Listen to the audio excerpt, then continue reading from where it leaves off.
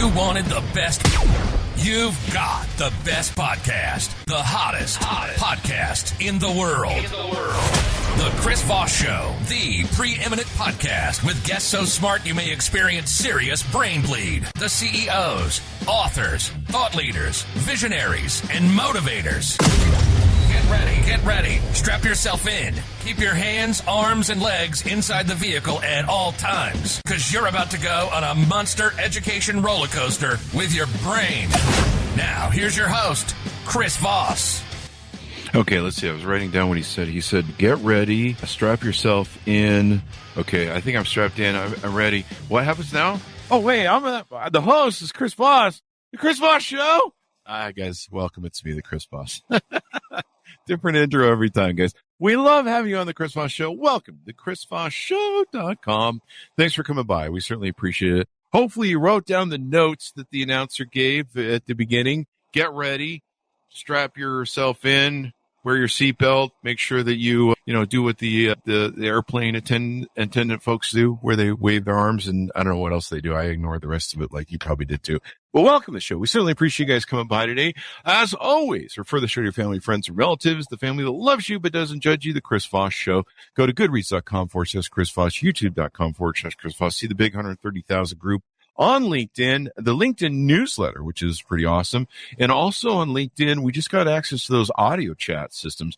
They're kind of like Clubhouse. So watch for me to be having discussions over there. We'll be talking about the show, guests, different things that we're up to, we're doing, past, present, future, and I don't know, just stuff that we might imagine on a very bad trip of eating awful Mexican food at Taco Bell or something. I don't know.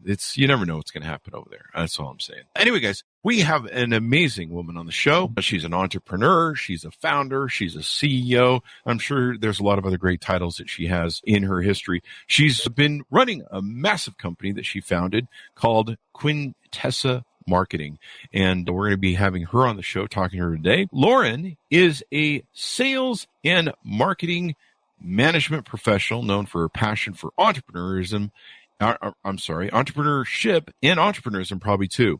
Lauren Mingee, and she supports women in business. In 2016, she founded Quintessa Marketing, a Oklahoma-based firm providing lead generation for personal injury lawyers. She believes in lifting each others up, powering them to take advantage of new opportunities and grow their business skills. Hopefully she can learn me how to pronounce English. She is passionate about giving back to others and attributes much of her success in relationship to God.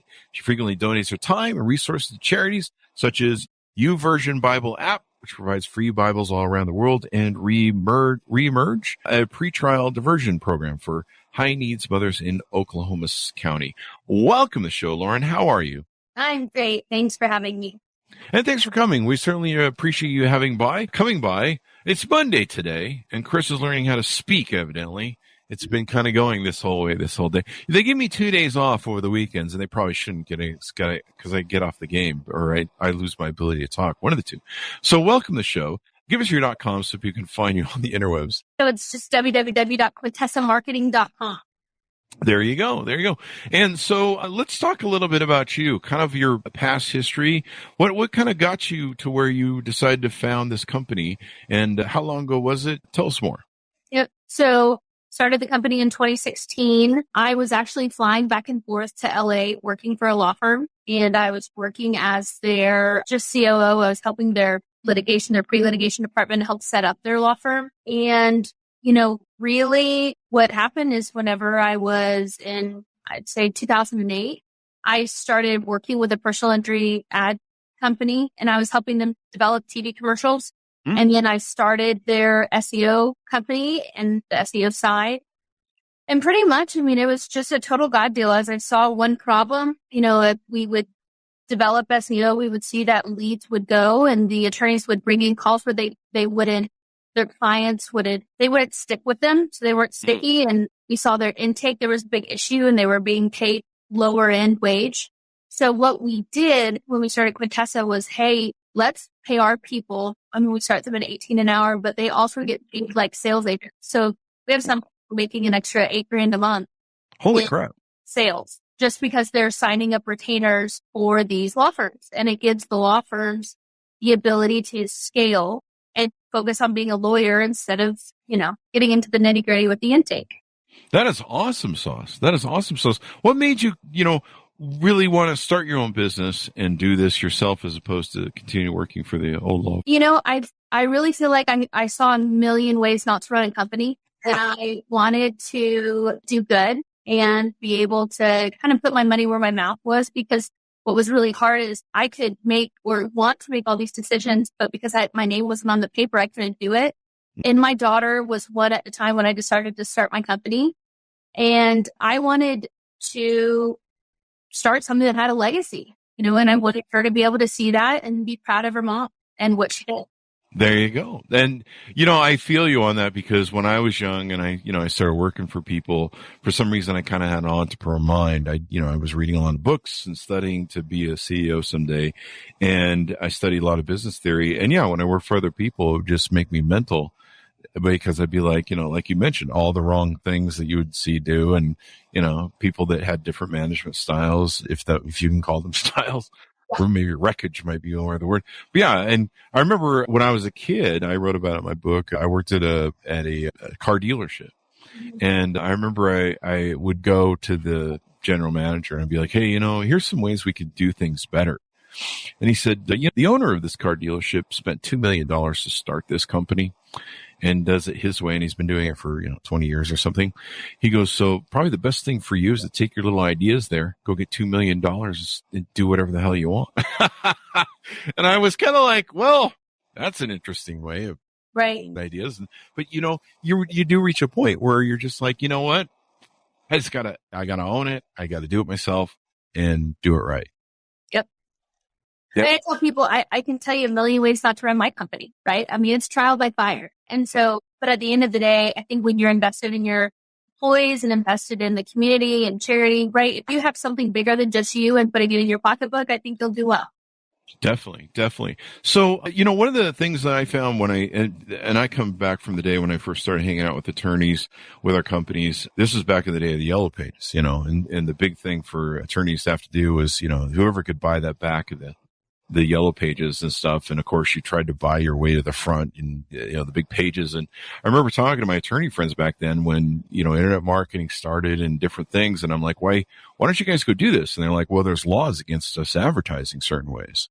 Yep. And I was like, are you kidding me? Like, how do you guys, like, I come from a sales marketing background like you do. And I'm like, you can't, and they're like, no, that's ambulance chasing, Chris. That's bad. And there's certain laws that we can have and certain things we do. And I was like, this is crazy. And I think a lot of things have maybe loosened up legislatively in the thing, but a lot of lawyers don't go to marketing school. They go to law school. Yes, that is correct. And what we try to do is, hey, listen, the front of house, trying to establish the front of house intake, it's the hardest thing to do. It really is. And normally, most attorneys are very aggressive, and we want them to be, right? You're fighting for your clients, but that aggressive mentality doesn't help. Trying to establish the intake. Certainly got drink. So for us, like, whenever we went into this, we're like, we want to be as aggressive as you are with your clients, but on the marketing side. So let us do what we do best, and that's what we've done. And sometimes segmenting is the best way to do things. I mean, you definitely want to, get people that know the best of what they do and how to do it. And, it is a hard job being an attorney. There's, you have all the clients, especially if you're a newer attorney and coming in. Who are most of your clients? Are they big attorney firms? Are they young and newer attorneys? Who do you work with and who are most of your who are not exactly who are your clients, but what type of clients do you usually have, and who are the people that use you, so the people that out there that might be attorneys will know to reach out to you? So I would say medium to larger size firms. I mean, small to large, it really doesn't matter. So it kind of depends on the market. So for instance, in some markets, there's very large behemoths, and other attorneys, they've either been there for 20 years and a large person's come in and they can't get the same type of leads anymore. So we give them a competitive edge, right, in the marketplace, because we're doing other types of advertising that these big PI law firms aren't doing. So in one instance, we may work with the number 2, 3, and 4 guy. But then also on the flip side, let's say that a new lawyer has backing And he's like, I need to do this, but I want to do it right. So what we do is we help establish processes. We'd say you need people, pockets, and processes, right? If you have those things, then you'll be successful. So we try not to limit people. Obviously, we have to have a minimum of what they spend per month to get a good cost per case. But we've seen people that start with us that, they're getting 20 cases a month and now they're getting 500 cases a month. Wow. And so, we deliver over 4,000 retainers a month to attorneys. And I thought what was really interesting about your service is you deliver the actual retainer, the signed contract. Is that correct? Yes. Do I understand that? Yep. So that's more than just a lead, right? Yeah. I mean, I'd say what we do is to take that front of house vetting. So of the leads that we get on your retainer, it depends on the law firm. It depends on the state. Depends on the laws around it. We convert between 50 and 70%. So on the high end, they're at about 70%, but it's all signed, sealed, delivered, right? So call it the and me or whatever you want to say, but at least they can take that and then decide, hey, we can definitely help them after getting the police report, or hey, this isn't something we can end up doing. But the hardest part is getting it signed up.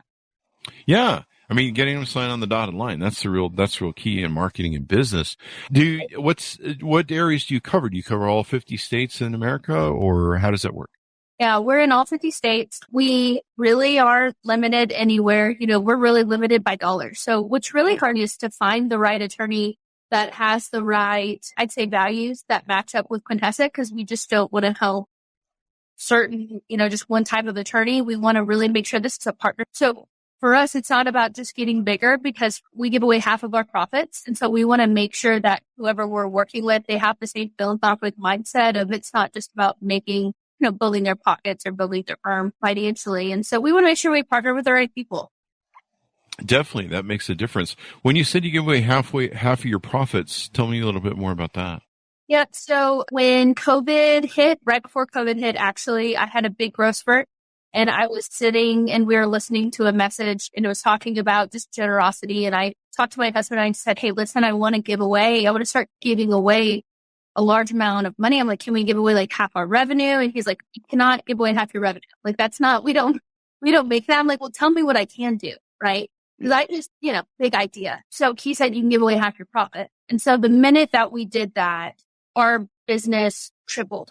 Wow. And what was really cool about that, every year I've been in business, I've either doubled or tripled our revenue. And I feel like a lot of it is because, say whatever it may be, because we're able to help other people. I mean, we get to do better. And I think we've just been blessed because of that.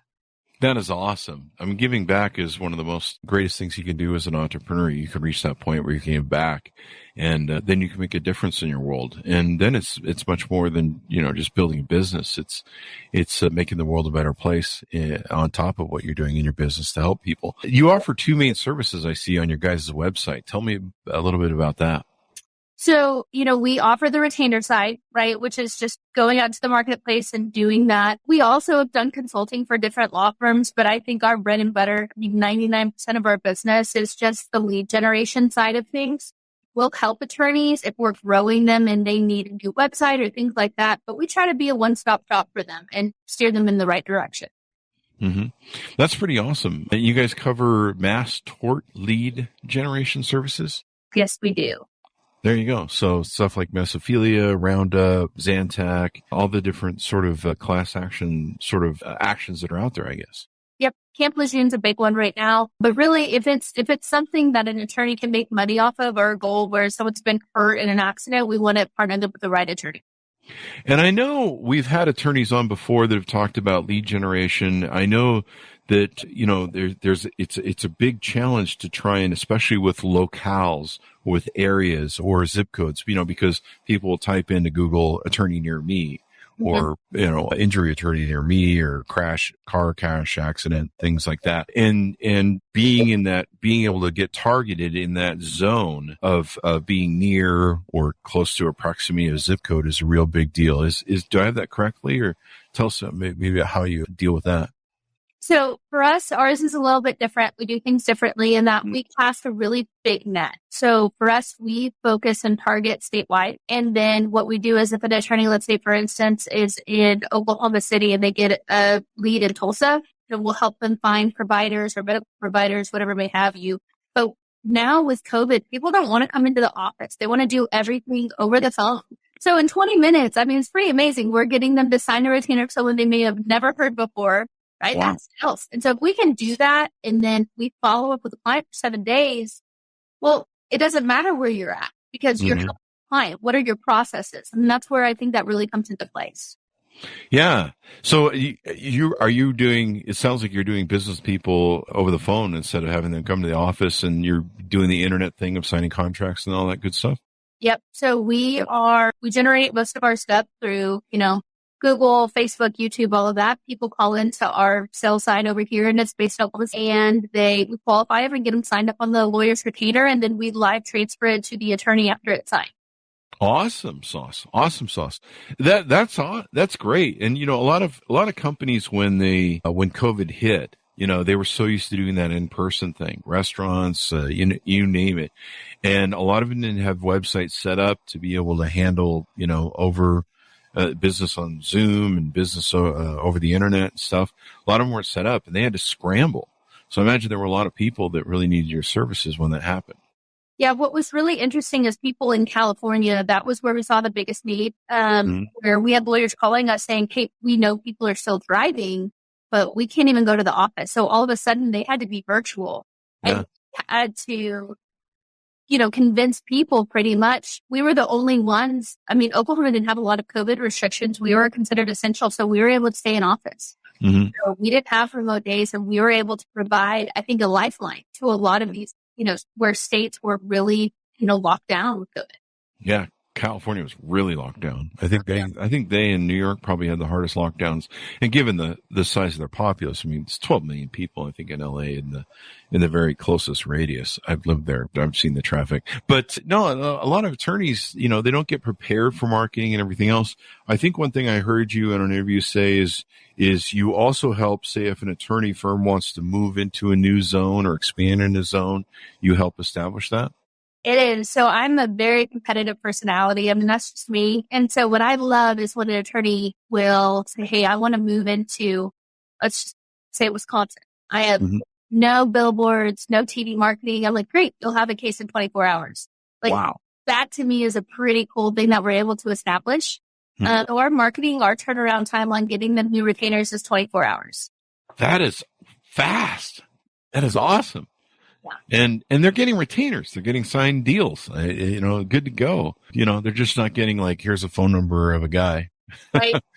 And that's awesome sauce. What are some things or aspects of your business that we haven't talked about that we should touch on? I think our biggest thing that I'm proud of is our employees. Whenever I came back from Dallas, I was running a company down there, and I couldn't get hired because I didn't have a college degree. And wow. That was kind of ridiculous. I didn't have a piece of paper, but I have more experience than most people. Yeah. And so we flipped employment on its head in Oklahoma. So we offer opportunities to people that they don't have to have a degree, and they can make over $100K a year if they show up and they do their sales and they know what they're supposed to do. That to me is the thing I'm most excited about, as well as the charities, giving people second chances that otherwise may not have them. That's true. I never went to college. I built my first company I started my first company at 18 and decided to skip on college. But I did educate myself. I read Harvard Business Review and kind of gave myself my own personal customized MBA. And then I started our first multi-millionaire companies when I was 22, and we built a ton from there. And I never have been to college in my life. I remember sitting across my expansive desk in my giant office interviewing college students that had gone to college for 4 years to learn how to sell and couldn't sell their way out of a paper bag. And I was offering to pay them, I think it was like $2,500 a month. And I'm sitting there going, these guys went to college and I didn't. And, here we are. So yeah, that's awesome that you're able to do that, and you offer the same opportunities to everybody.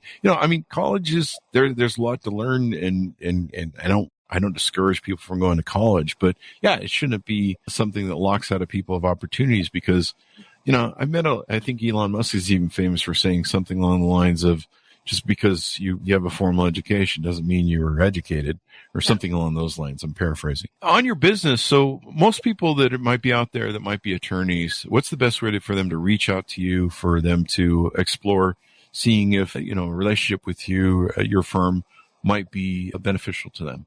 I would say going to quintessamarketing.com and either calling our phone number and leaving a voicemail. You'll either get a call back from myself or one of our VP of sales or sales guys. But what's great is we go through everything. We set you accurate expectations, and it's a pretty easy turnaround process. So within 24 to 48 hours, you're set up and getting leads. So that's extraordinary. I mean, it sounds like it's something you can just keep expanding on and building on.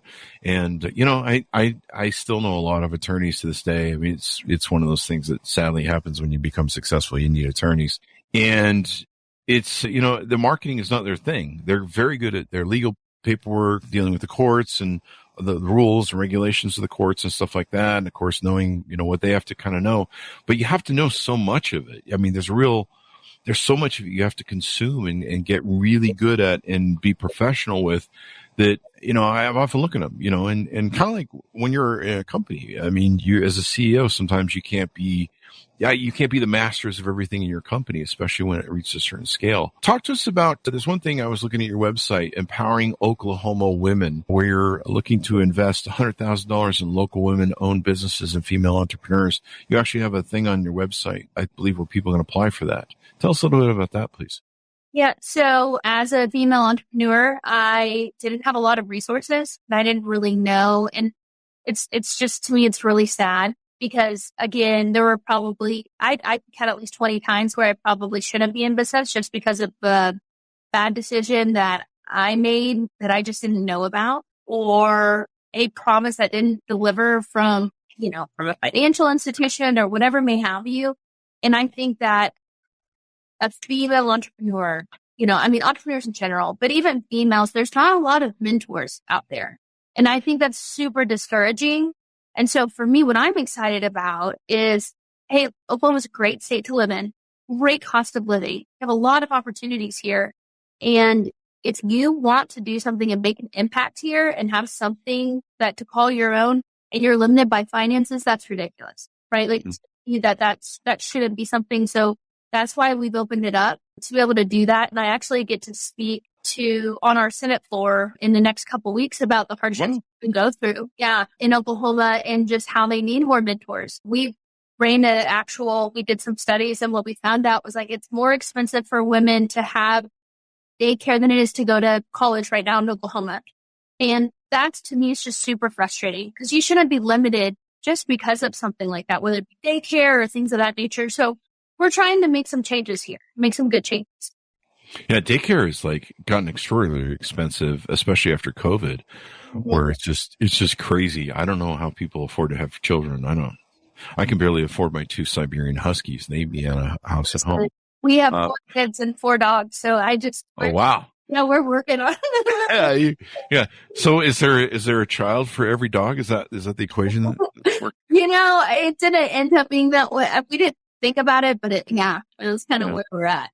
I love dogs. The more I get to know people in the world, the more I love my dogs. So there's, I've been out there in public. It's interesting sometimes. There's lots of good people in the world though. So this is pretty interesting. I love the concept of it. Like I say, because I've known attorneys for 2 decades. I was like, how are you guys ever going to make the transition from, yellow pages back in the day? I'm telling people how old I am to the thing. I mean, yeah, back in the day, it was like, everybody knows this from my generation. Whoever was on the back of the phone book got most of the leads, and it wasn't very democratic because you couldn't get the back of the phone book. But now you can. There's so many different opportunities of online marketing. But you really want to hire somebody professional. You can spend a lot of money. Have you seen clients that have spent a lot of money trying to do it themselves and end up wasting a bunch of money? Unfortunately, that's another reason why I started Quintessa was there's a lot of really bad lead generators, unfortunately.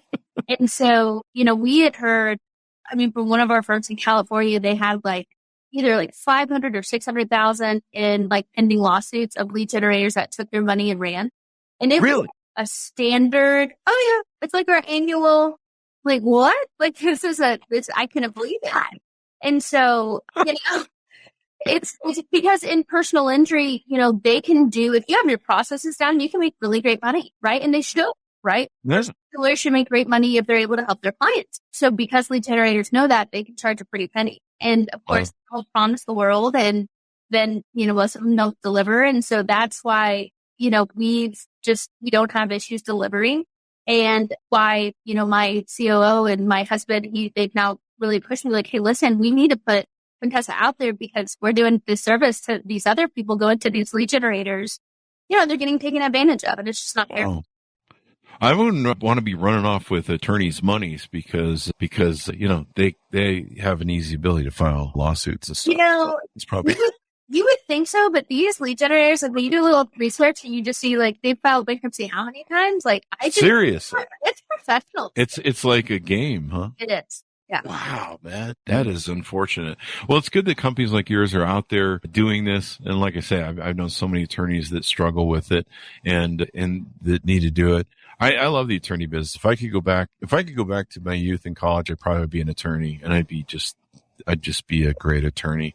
But, I've done a lot of it for my work, my companies. So anything more we want to tease out on Quintessa and what you guys do? I really feel like we've covered quite a bit. I mean, I would just say like the charity that we're part of, Remerge, it's something that they're trying to move nationwide. That's pretty big for us right now, hearing about them. So what's really interesting is I got to visit them. And so for me, that was really important, being able to see that they're taking women before either when they're getting out of jail or about to have a longer sentence or before they go to know they're the last stop. And it's like a 3-year program that they put them through, and they help them with daycare. They help them just how to become a functioning member of society and how to get away and break some generational curses, but also how to be with the right women. Because sometimes you can do everything right and then you get pulled back in the wrong crowd. And so for us, I hope this also helps, like if there's any other charities like contacting us, because again, we give away half of our profit. We want to work with companies like that and continue to grow, because then we get to help people like that and make the whole world go round. Making the world a better place. I love it. And yeah, there's a lot of people that, they have trauma in childhood. They go through bad parents or no parents, or, there's all sorts of things that happen to people on the way, and giving people second chances. I'm not a big believer in just throwing people in jail. I mean, there are some people that, they do need to be thrown in jail and left there, maybe Jeffrey Dahmer, et cetera, et cetera. But there are a lot of people, we just send them to jail and they just learn to be bigger criminals when they come out. And, rehabbing people. We've had some people on the show that have pulled people out of prison. We had Brittany, her last name misses me, but she worked with the, and helping get prisoners released and different things, extended sentences or issues with their things. And rehab, we've had somebody else who's a good friend of mine. She helps prisoners come out of jail and find jobs and get hooked up and learn new skills and really get integrated back into society. And we need more of that. We need more assistance, because you can't just throw people away. Some people you can throw away. Yeah. I think what's really hard is like you don't know what you don't know. And so if your parents, if they went to jail, or if this was standard, or hey, if you never knew that you could make more than minimum wage, like this is just life. And we just want to show people, hey, no, you're built for more. Like you're called for more and you can do more. As a CEO, what have you found that is a good leadership style that works for you, or what's a good principle for you when it comes to being a leader for your company, your employees, and what you try and instill in them? Again, I can tell you a million ways not to lead. And so I think when I first started, I was trying to do everything myself, and there were some really just, working 18 hours a day and really hard time, because that wasn't the person who I was, right? It was just overly caffeinated, 3 cups of coffee walking in, right? But I think for me, the biggest thing is servant leadership, and then finding the people that you want to help lead and be the best, and being okay with that, and not being scared that they could, lead. And so to me, it's empowerment, but it's also showing people that you care, and that it's just, more about, it's more than money. Right. Yeah. So what I tell everyone here is if you're just here for a check, you will leave. Right. We have a culture of accountability. And we also, a sense of urgency is huge here, because you have someone who's at the worst part of their life and you need to help them get them with somebody else. So it's here for a check. This job it's mentally taxing. It's hard. And we're in growth mode, right? I mean, so we're continually growing. So people are called to more. So I would just say when they buy into the vision of what we're doing and what we're wanting to do, for me, that's when we find the right people. And when they feel empowered and I tell them, hey, I want you to be the CEO of your division, they like that. It's just a little bit different mindset. I love that servant leadership concept. The hardest thing to learn as a CEO, as you mentioned, when you're starting out is to let other people do the task. You're like, I have to do everything and control everything. And, and there's a certain point of scale where it's like, you have to let go of things and give people a chance to run, lead, manage. And, sometimes they're going to fail. Sometimes they're going to succeed. But you've got to be able to let that into play. So I love the concept of servant leadership and everything else. Well, Lauren, it's been wonderful to have you on the show and spend some time with us, and very insightful. And I hope a lot of attorneys will watch it, especially on LinkedIn. There's a lot of attorneys over there. And I'll give you guys a call up. I know people can reach out to you for jobs. I think, do they have to be in the Oklahoma area? No, so we want to be able to get as many people here in Oklahoma, but we've actually moved something like for our salespeople. We're moving that to across the United States, and same with our marketing. So we're always looking. And so for us, if you are a talented individual who loves helping people, if it's a good fit, we'll make room for you. We want to find the best of the best, because our goal is to kind of dominate, the entire United States, and to be able to say you can't think about personal injury without thinking Quintessa. Yeah. We've kind of reached that weird point where we're, everything's virtual now and people are doing the thing. I noticed that on your website, people can sign up for jobs and stuff or apply. Mm-hmm. Yep. Well, Lauren, thank you very much for coming on the show. We really appreciate it today. Well, thank you so much for having me. I appreciate it. There you go. Then give us your .com so people can find you guys on the interwebs. So it's quintessamarketing.com. There you go. And thanks so much for tuning in. Be sure to check us out. Go to youtube.com/Chris Voss for the show to your family, friends, and relatives. Go to youtube.com/Chris Voss, goodreads.com. There's so many links. LinkedIn, go follow us over there as well as we're doing. All the great places where the show is at. Stay tuned. Be good to each other. Stay safe. And we'll see you guys next time. And that should have us out.